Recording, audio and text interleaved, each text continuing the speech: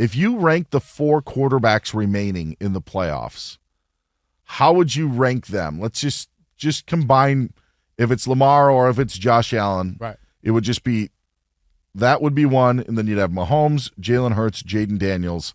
How would you rank them right now? Yeah, it would be Lamar or Josh, 1. It would be Patrick Mahomes, 2. It would be Jayden Daniels, 3, and Hurts, 4. Okay. Not crazy, but significant enough to have Jayden Daniels above, I think, Jalen Hurts, yes, and significant enough that Patrick Mahomes isn't number 1 with his accolades. None of that, I would argue. Mm-hmm. In fact, I think most people probably would have Jalen Hurts in 4th, but the question that I have when it comes to these situations is, are we going too fast with Jayden Daniels? Mm-hmm. Are we anointing him as Lamar Jackson just throws an interception, a bad interception on a deep ball, maybe some miscommunication? Again, this is a team without Zay Flowers, maybe miscommunication, but is it Tyler Rapp with the interception for Buffalo? Bills are going to take over near midfield, tied 7. But that just seemed like maybe the receiver broke off his route in that scenario. Yes. Is that all it is? I have to see it again, but it's definitely a miscommunication. He wouldn't throw a ball that badly. It was a punt. It was a fair catch. Do you get nervous as a safety and those things are flying? You're like, oh, my goodness, here it is. No nerves. I want that. Let me get that. I'll take that cheap one away. And then this DB drops it, and everybody says that's why you're a DB and not a wide receiver or exactly. a tight end. Yeah. But Bills will take over. But the Jayden Daniels conversation, I just think is one that we just have to caution right now. For sure. They're on one right now. There's no doubt about it. They've got everything going. Cliff Kingsbury's calling all the right plays. This thing is moving with the Commanders. I felt like it was a little similar to what the Houston Texans had last year with C.J. Stroud. Yep.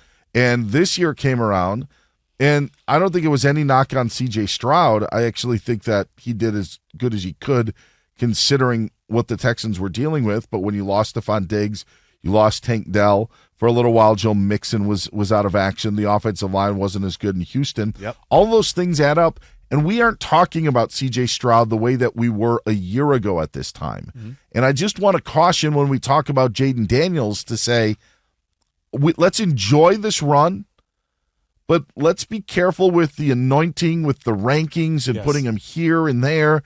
I even think it's unfair to Caleb Williams in this scenario. I feel that Jayden Daniels has been put in a situation that is ideal. And Caleb Williams, while not perfect, was in a nightmare situation for what the Bears have around him. So if you are switching spots, sorry, Jayden Daniels isn't what Jayden Daniels is doing in Washington if he's in Chicago. Yeah. And Caleb Williams may also have led this Commanders team to the playoffs. Maybe not making the great plays that Jayden Daniels has, but I think we need to slow down a little bit when we all want to rush to put Jayden Daniels atop the quarterback rankings. And I think all we have to do is look back a year ago and look at what we've done with C.J. Stroud, who had a bit of a setback in his sophomore season. 1,000%. Yeah. I mean, we're so quick to anoint people as arriving and saying all these proclamations, and this is the best rookie quarterback we've ever seen. Like, yes, that's the best rookie quarterback we've seen recently. And we're so recency biased. So, yes, I understand that. And the thing is, C.J. Stroud didn't take a step back. And you talk about, like, how he played throughout the year. It didn't look the same as last year, but the circumstances, the factors he had going against him this year were different. And so this is a whole different year. He's the same really good player, right? And so with Jayden Daniels right now, though, when you look at him and you look at the quarterbacks that you just told me to name right now, looking at them, yeah, I mean, the order that I put them in is the order I see them being as far as talented. I just think that you're going to have a conversation, and the conversation this week is going to criticize whatever quarterback loses this game in Buffalo. Yep. And it's also going to be one of fast-tracking Jayden Daniels, maybe past one of these two quarterbacks, whoever it is, because you're a prisoner of the moment. Yeah. And it's the only thing that I would say. I feel, Washington's playing with house money. There's a bit of that. Ian Roddy, our executive producer, showed me a tweet. Ian, and if you can bring it up or if you remember it, please correct me. I'm going to try to do this off the top of my head. Jayden Daniels is the 6th quarterback to make it to a conference championship game his rookie season. How many? 6. I know one of them. Mark Sanchez. Yes, Yeah, Mark Sanchez was one of them. Yep. And the Jets defense was ranked what that year? We were number 1. They were 3rd. Oh.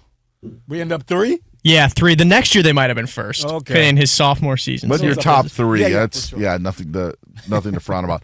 Brock Purdy made it his rookie year. 1st. The 49ers defense was 1st.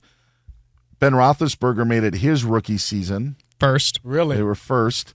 Sean King with the Buccaneers. 3rd. Joe Flacco with the Ravens. 3rd.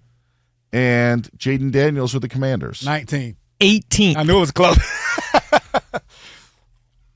I would say that Jayden Daniels has had a better offensive year than every single one of those quarterbacks in their rookie years. For sure. But how much does the 18th ranked defense play into that? Oh, a big factor. I think it's a big factor. Yeah. Yeah. He's going out and he's actually winning games. Like those years with like a Sean King or Roethlisberger or Mark Sanchez, he didn't do much at all. Like he was just the stir that's kind of stirred the drink, right? You know? Yes. And I don't know why, like when Ian said it earlier and you just said it there, for some reason it feels dirty. Like I feel dirty in feeling that Jayden Daniels is allowed to do this. Because it's in a way of you weren't going to have Mark Sanchez ruin your team. Yeah. That was not going to happen, No, right? no. And while Ben Roethlisberger turned into quite the gunslinger in his career later on, wasn't the gunslinger, the Steelers were not going to be letting that happen. Right. I even know as a Seahawks fan with Russell Wilson, even though they didn't make it to a conference championship game, you know, there's certain things that you had Russell Wilson do and you had him in spots. Mm-hmm. I feel the statistic nature of Jayden Daniels, because they haven't had a defense so good, you guys probably look at it in the correct way and say they've needed Jayden Daniels. And I look at it as saying, well, yeah, they've needed him to do it, so it's been more wide open. Like all these other players have had governors on them. Yes. Somebody to kind of hold them back, and finally you have somebody who's willing to let the rookie quarterback go.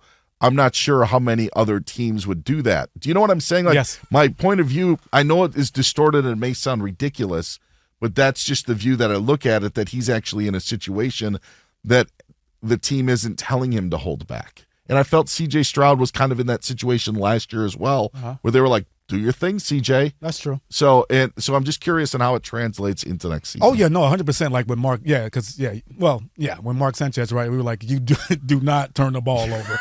You're going to throw the ball maybe 16, 17 times. We're going to ground and pound, and the defense is going to win us games, right? Yeah, And don't that's throw what it up for grabs. Do not do it. No.